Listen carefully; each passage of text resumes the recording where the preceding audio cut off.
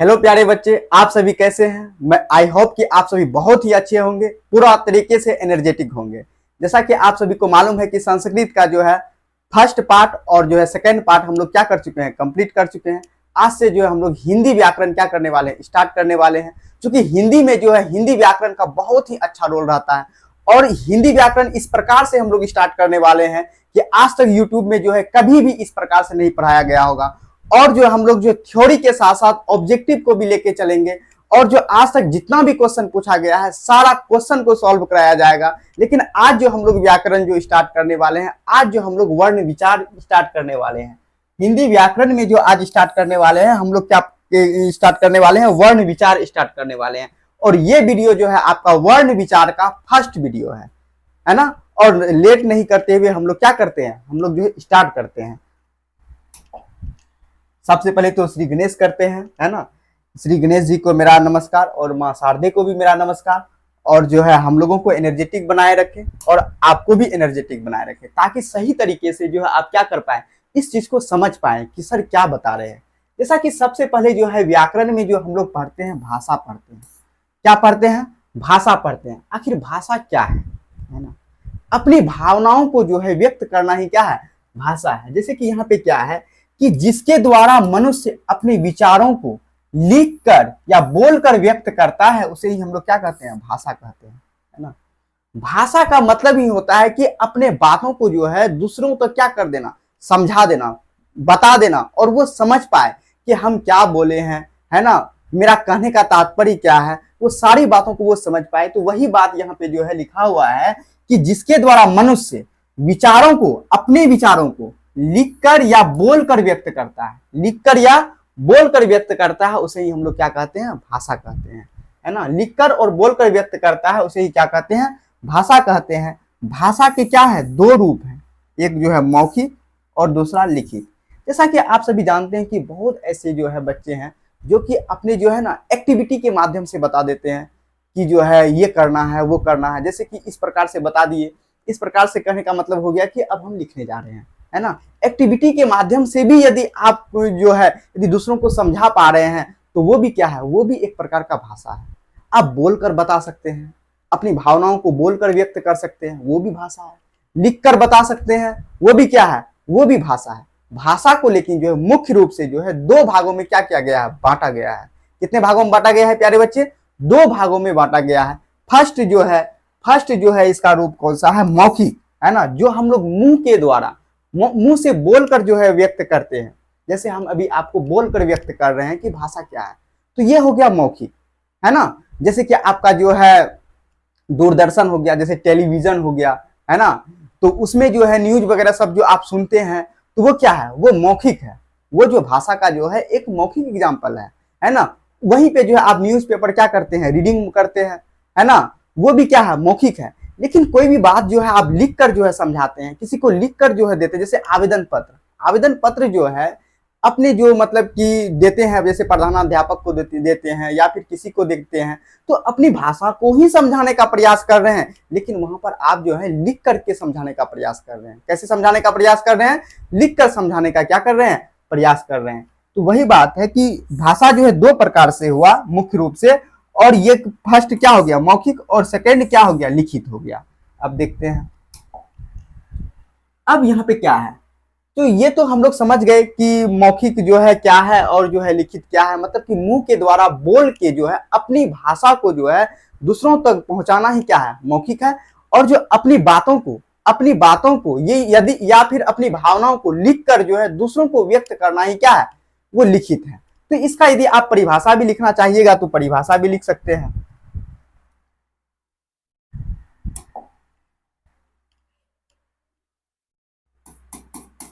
जैसे मौखिक, भाषा के दो रूप, है ना। फर्स्ट में क्या हुआ, मौखिक हुआ, तो मौखिक देख लेते हैं।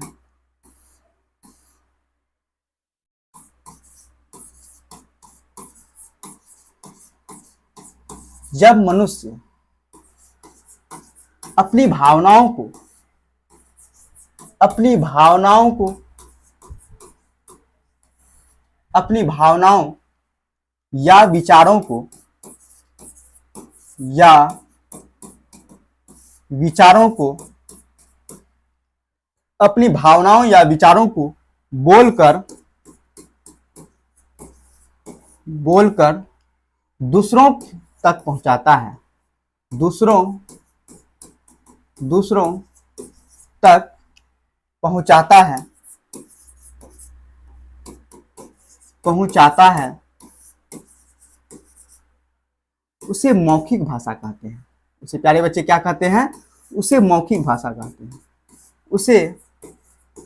उसे मौखिक भाषा कहते हैं। उसे मौखिक भाषा कहते हैं। जैसे एग्जाम्पल के तौर पर यदि हम लोग ले सकते हैं, एग्जाम्पल के तौर से टेलीविजन, जैसे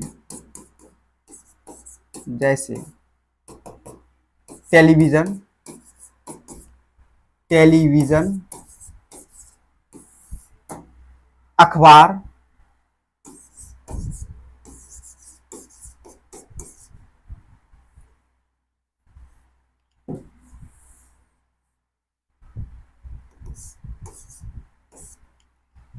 और दूसरा क्या है? दूसरा जो है आपका भाषा का रूप जो है वो लिखित है। क्या है? लिखित।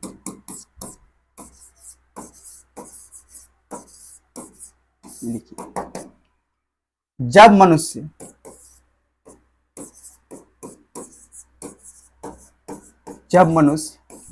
अपनी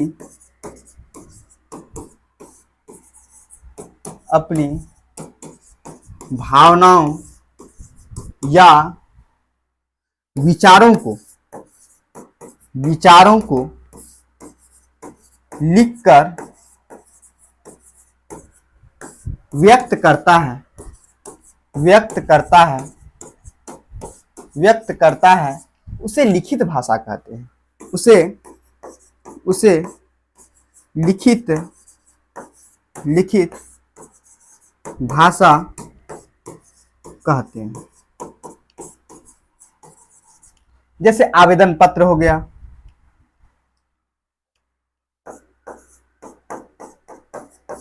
जैसे आवेदन पत्र।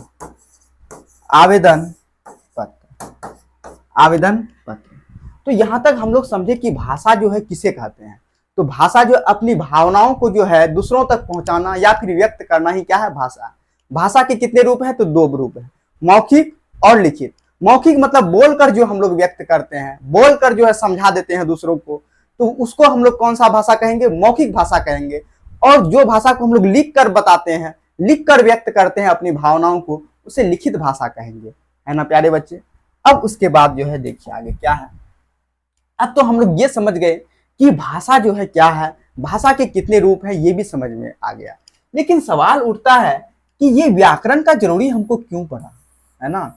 सवाल उठता है कि व्याकरण, जब हम लोग अपनी बातों को जो है दूसरों तक पहुंचा दिए आसानी से, दूसरे कोई जो है अपनी बातों को अच्छे तरीके से समझ गया और अपने कामों को जो है अच्छे तरीके से पूरा भी कर दिया, तो फिर भी हम लोगों को व्याकरण की आवश्यकता क्यों पड़ा? हम लोगों को व्याकरण की आवश्यकता क्यों पड़ा? जब हम लोग ये समझ गए कि भाषा क्या है, तब उसी भाषा को एक सही दिशा देने के लिए, एक सही रूप देने के लिए, शुद्ध बोलने के लिए, शुद्ध लिखने के लिए, जैसे कि मान लिया जाए आप और हम तो समझ लेते हैं कि जो है अपनी भावनाओं को व्यक्त भी कर देते हैं। मान लिया जाए कोई विदेशी आ गया और उसको जो है यहाँ की जो है मतलब कि बोली उसको पता नहीं है, उसको यहाँ का एक्टिविटी पता नहीं है, तो वो किस प्रकार से समझेगा? तो वो जो है वहां पे जो है व्याकरण का हेल्प लेगा, और व्याकरण के हेल्प से जो है उस भाषा को जो है सही तरीके से वो क्या कर पाएगा? समझ पाएगा और सही तरीके से उसको जान पाएगा। तो इसीलिए जो है हम लोगों को व्याकरण की आवश्यकता पड़ा। तो सवाल उठता है कि व्याकरण कहते किसको है? तो वहीं से जो है देखिए इसका परिभाषा भी ज्ञात हो गया हम लोगों को कि व्याकरण उस शास्त्र को कहते हैं।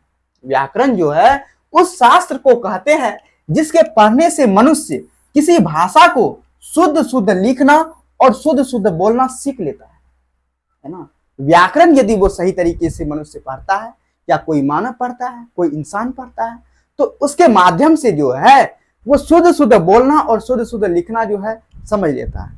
तो शुद्ध जब तक वो बोलेगा नहीं, जब तक शुद्ध लिखेगा नहीं, तब तक अदर पर्सन जो है सही तरीके से समझ नहीं पाएगा। अपना आदमी तो समझ लेगा, जो उसके साथ रहता है, जो उसके साथ खाता है पीता है, वो तो उनकी बातों को भली भांति समझ पाएगा। लेकिन कोई स्ट्रेंजर पर्सन, कोई जो अदर इंसान, जो उनकी बातों को नहीं समझ पाएगा, क्योंकि उसके लिए उसको जो है शुद्ध शुद्ध जो है बोलना पड़ेगा और शुद्ध शुद्ध क्या करना पड़ेगा, लिखना पड़ेगा। जब शुद्ध शुद्ध लिखना पड़ेगा, शुद्ध शुद्ध बोलना पड़ेगा, तब जाके जो है वहां पे किसकी आवश्यकता पड़ा, तब जो है वहां पे व्याकरण की आवश्यकता पड़ा। और व्याकरण के माध्यम से ही हम लोग जो है शुद्ध शुद्ध बोल पाएंगे और शुद्ध शुद्ध क्या कर पाएंगे, लिख पाएंगे। ठीक है। अब व्याकरण के जो है यहाँ पे खंड जो है, व्याकरण के 3 खंड होते हैं। इस व्याकरण के जो है मुख्य रूप से देखे, ऐसे तो बहुत सारे खंड हैं क्योंकि बहुत सारे कुछ पढ़ाने वाले भी हैं, है ना। तो इस रूप में यदि देखें कि व्याकरण के कितने खंड हैं, तो 3 रूप है।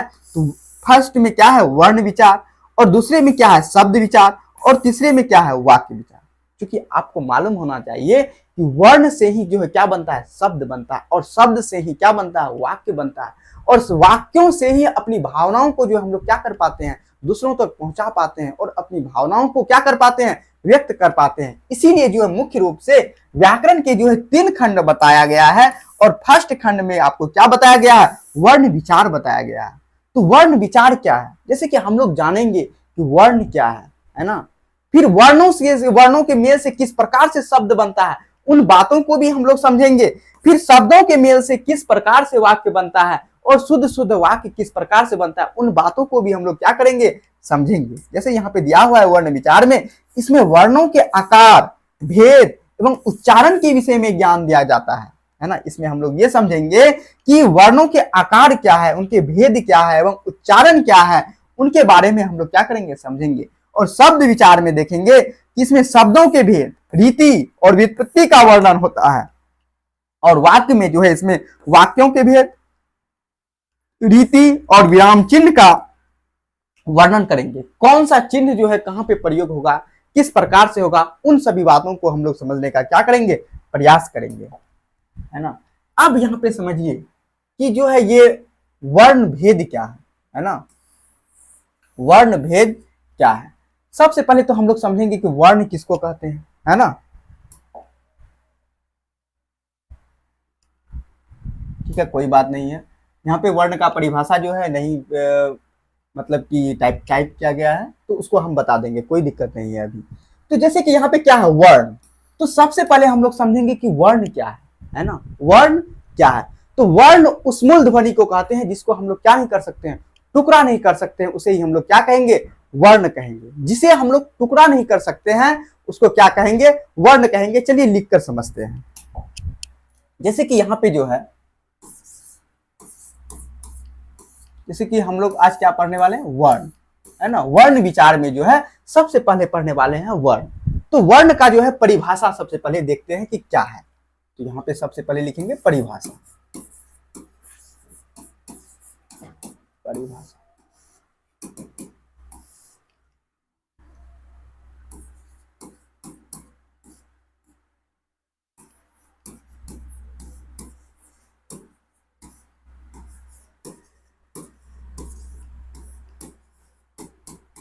वर्ण उस मूल ध्वनि को कहते हैं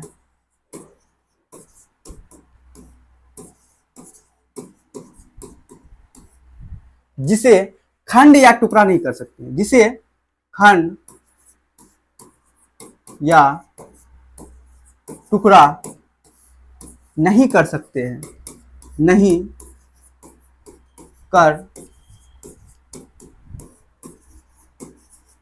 नहीं कर सकते हैं, उसे ही हम लोग क्या कहेंगे, उसे वर्ण कहेंगे। उसे क्या कहेंगे, उसे वर्ण कहेंगे, उसे वर्ण कहते हैं,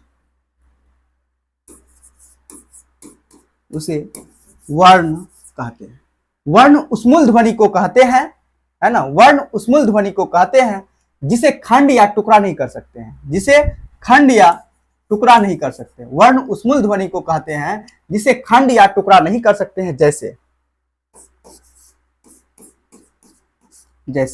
जैसे यदि हम लोग बात करें, जैसे में यदि क हम लोग लिखते हैं, तो प्यारे बच्चे ये समझ में आना चाहिए कि क क्या है। क जो है ना वर्ण नहीं है, क वर्ण नहीं है, क एक क्या है, अक्षर है। तो वर्ण क्या है, तो क को यदि हम लोग तोड़े तो इसको हम लोग टुकड़ा कर सकते हैं। क को क्या कर सकते हैं? टुकड़ा कर सकते हैं। देखिए इसको किस रूप में टुकड़ा कर सकते हैं। क को यदि तोड़ने का प्रयास करें, क हलन जोड़ ओ, इसको हम लोग पढ़ेंगे क, क जोड़ ओ, क जोड़ ओ। तो ये जो क जो है, ये क जो है मेरा क्या है? ये अक्षर है। ये क्या है? अक्षर है। ये क्या है? अक्षर है। लेकिन ये क को जो है हम लोग क्या नहीं कर सकते हैं? टुकड़ा नहीं कर सकते हैं। तो इसका मतलब यह क्या है? यह वर्ण है। ये क्या है? ये वर्ण है। ये क्या है? वर्ण है। ये अ भी जो है, अ को भी हम लोग टुकड़ा नहीं कर सकते हैं। ये भी क्या है? ये भी हमारा जो है क्या है? वर्ण है। तो यहां तक क्लियर हो गया होगा शायद। तो हम लोग जो है परिभाषा के अकॉर्डिंग जो है इसका एग्जाम्पल लिए। जैसे कि यहाँ पे क्या कहा? वर्ण उस मूल ध्वनि को कहते हैं जिसे खंड या टुकड़ा नहीं कर सकते हैं, उसे क्या कहते हैं? उसे वर्ण कहते हैं। जैसे एग्जाम्पल लिए क। क जो है मेरा क्या है? एक अक्षर है। हम लोग बोलते हैं क बोलते हैं। क्या बोलते हैं? क। क में जो है देखिएगा तो अ का जो है उच्चारण जो है बाद में होता है, जैसे क। तो क में जो है, क को यदि हम लोग जो है वर्ण के रूप में यदि तोड़ने का प्रयास करें, क जोड़ ओ, क जोड़ ओ, तो ये क जो है ये क्या है? ये वर्ण है। ये क्या है? वर्ण है। ये अ जो क्या है? ये अ भी क्या है? आपका वर्ण है। ठीक है, यहां तक समझ में आ गया होगा। अब हम लोग देखेंगे इसके प्रकार को समझेंगे। अब देखिए, अब वर्ण को जो है मुख्य रूप से वर्ण को जो है कितने भागों में बांटा गया है? दो भागों में प्यारे बच्चे बांटा गया है।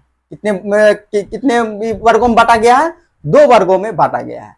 जैसे कि यहाँ पे जो है सबसे पहले जो है हम लोग पढ़ेंगे स्वर वर्ण। क्या पढ़ेंगे? स्वर वर्ण और व्यंजन वर्ण। स्वर वर्ण और व्यंजन वर्ण।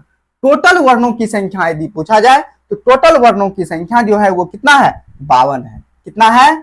टोटल वर्णों की संख्या जो है कितना है? 52 है। यहां पर भी हम लोग लिख सकते हैं कि कुल वर्णों की संख्या,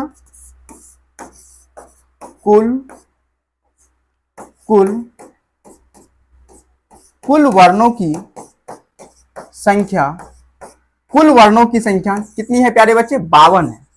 कितनी है? 52 है। और वर्णों के क्रमबद्ध समूह को ही क्या कहते हैं हम लोग? वर्णमाला कहते हैं। जैसे कि यहाँ पे देखिए, यहाँ पे यदि हम लोग बात करें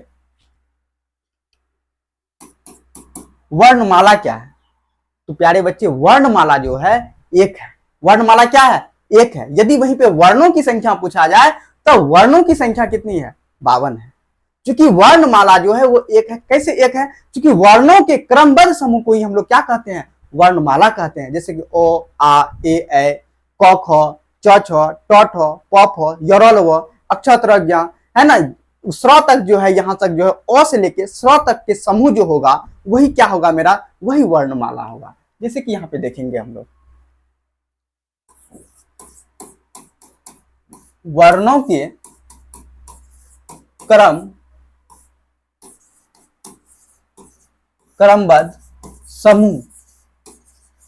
क्रमबद्ध समूह को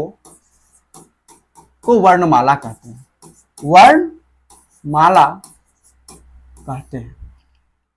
वर्णों के क्रमबद्ध समूह को वर्णमाला कहते हैं। वर्णमाला कहते हैं। वर्णों के क्रमबद्ध समूह को क्या कहते हैं? वर्णमाला कहते हैं। जैसे यदि बात करें हम लोग अ से स्टार्ट करेंगे, है ना। जैसे कि अ, आ, हर्षई, दीर्घई, इसी प्रकार से जो है यदि हम लोग चलेंगे, इसी प्रकार से ए, ऐ, इसी प्रकार से क, ख, तो इसी प्रकार से जो है यहाँ पे जो है हम लोग आ जाएंगे कहाँ तक? स्र तक जो आ जाएंगे। तो यहाँ से लेके यहाँ तक के जो समूह को जो हम लोग क्या कहेंगे? यहाँ से यहाँ तक के समूह को हम लोग क्या कहेंगे प्यारे बच्चे? वर्णमाला कहेंगे। क्या कहेंगे? वर्णमाला कहेंगे। क्या कहेंगे? वर्णमाला कहेंगे।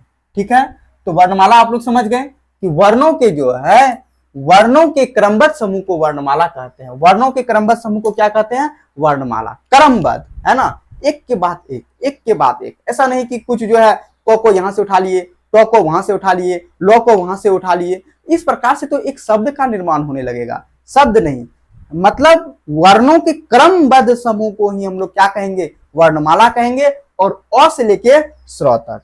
ठीक है प्यारे बच्चे, अब देखिए यहाँ पे, अब जो है वर्ण भी समझ गए, वर्णमाला भी समझ गए। और वर्ण जो हम अभी बताए कि वर्णों की संख्या टोटल कितनी है, 52 जो है, 52 तो क्या है टोटल वर्ण है। उस वर्ण को जो है वर्णों की जो है उस वर्ण को जो है दो भागों में क्या किया गया है, बांटा गया है। फर्स्ट में क्या है स्वर वर्ण और सेकंड में क्या है व्यंजन वर्ण। तो सवाल उठता है कि स्वर वर्ण क्या है।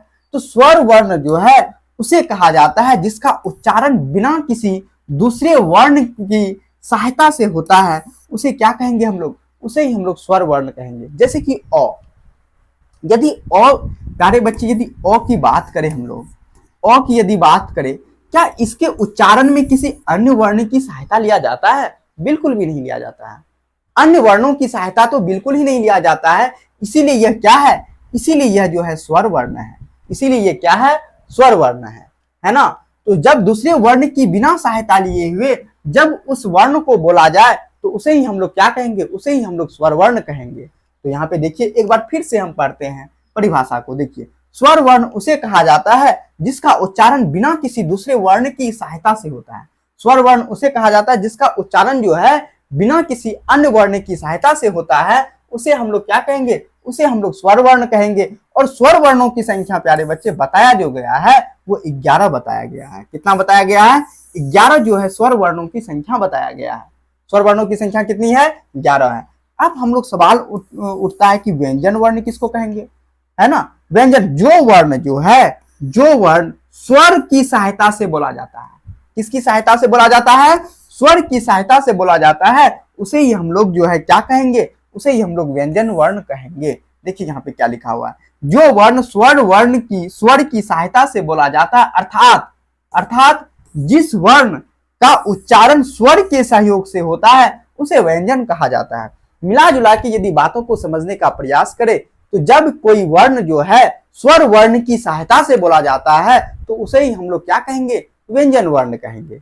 जो वर्ण जो है स्वर वर्ण की सहायता से बोला जाता है उसे हम लोग क्या कहेंगे, व्यंजन वर्ण कहेंगे। जैसे कि यदि बात करें हम लोग क का, जैसे यदि बात करें हम लोग क का ही एग्जाम्पल यदि हम लोग ले लेते हैं क, तो क जो है आपका व्यंजन वर्ण है। क कौन सा वर्ण है, व्यंजन वर्ण है। क्योंकि क जो हम लोग बोलते हैं, ये क जो बोलते हैं प्यारे बच्चे, ये हम लोग कहीं ना कहीं स्वर वर्ण की सहायता से बोलते हैं। किसकी सहायता से बोलते हैं, स्वर वर्ण की सहायता से बोलते हैं। यदि हम लोग तोड़ने का प्रयास करें तो इस प्रकार से होगा क जड़ अ।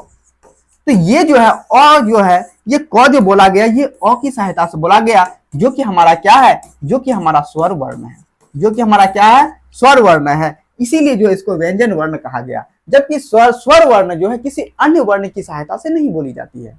स्वर वर्ण जो है कोई भी अन्य वर्ण की सहायता से नहीं बोली जाती है प्यारे बच्चे, इसीलिए उसको स्वर वर्ण कहते हैं। लेकिन व्यंजन वर्ण जो है वो स्वर वर्ण की सहायता से बोली जाती है, इसीलिए उसको जो है प्यारे बच्चे हम लोग क्या कहते हैं, व्यंजन वर्ण कहते हैं। और व्यंजन वर्णों की संख्या की यदि बात करें तो इनकी संख्या कितनी है, 41 है। कितनी है, 41 है। और स्वर वर्णों की संख्या की बात करें तो उनकी संख्या कितनी है, 11 है